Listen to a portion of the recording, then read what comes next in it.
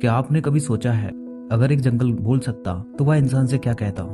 आज हम ऐसे एक जंगल के बारे में जानेंगे जो हजारों साल से चुप है और जिसे बचाने के लिए आम भारतीय नागरिकों ने सरकार के एक बड़े फैसले का विरोध करके इस जंगल को नष्ट होने से बचाया। इस जंगल का नाम है साइलेंट वैली। यह भारत में केरल के पलक्कड़ जिले में स्थित है। यह जंगल वेस्टर्न घाट्स यानी पश्चिमी घाट का हिस्सा है, जिसे दुनिया के टॉप बायोडायवर्सिटी हॉटस्पॉट में गिना जाता है। यह क्षेत्र नीलगिरी बायोस्फीयर रिजर्व के अंदर आता है, जहां प्रकृति आज भी वैसी है जैसी हजारों साल पहले थी। साइलेंट वैली कोई आम जंगल नहीं है। साइंटिस्ट मानते हैं यह एक ट्रॉपिकल एवरग्रीन रेन फॉरेस्ट है जो 50,000 साल से भी ज्यादा पुराना है। जब हिमालय बन रहा था, इंसान शिकारी था, सभ्यता पैदा भी नहीं हुई थी, तब भी यह जंगल जिंदा था। यही कारण है कि यहाँ के पेड़ 100-300 साल पुराने नहीं बल्कि हजारों साल पुराने हैं।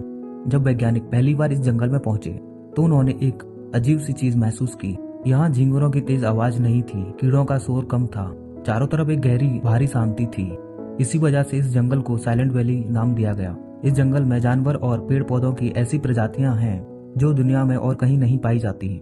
यहाँ बंदर की एक ऐसी अनोखी प्रजाति पाई जाती है जिसकी पूंछ शेर जैसी होती है और इसी वजह से इस बंदर को लायन टेल्ड मकाक के नाम से जाना जाता है। इस बंदर के सिर के चारों तरफ एक काली घनी अयाल होती है जो इसे बाकी बंदर प्रजाति से बिल्कुल अलग बना देती है, जो पूरी दुनिया में सिर्फ वेस्टर्न घाट में ही मिलता है।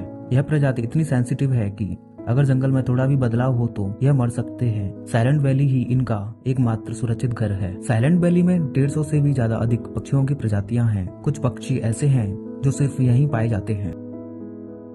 साइलेंट वैली में लगभग 1000 से भी ज्यादा पौधों की प्रजातियां हैं जिनका इस्तेमाल आयुर्वेदा में होता है। इस जंगल के बीच से कुंती नदी बहती है जो इस जंगल की जीवन रेखा है। यह नदी जानवर, पेड़ पौधे और पूरे इकोसिस्टम को जिंदा रखती है।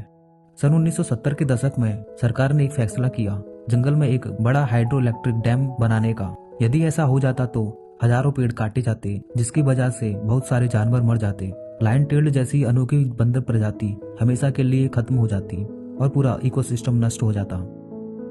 लेकिन सरकार के इस फैसले को लेकर पहली बार भारत में लोग जंगल बचाने के लिए खड़े हुए। सबने सरकार के इस फैसले का विरोध किया और जंगल नहीं कटेगा की एक मुहिम चलाई। इसी को साइलेंट वैली मूवमेंट कहा गया। यह आंदोलन भारत के एनवायरमेंट हिस्ट्री का सबसे बड़ा टर्निंग पॉइंट बन गया।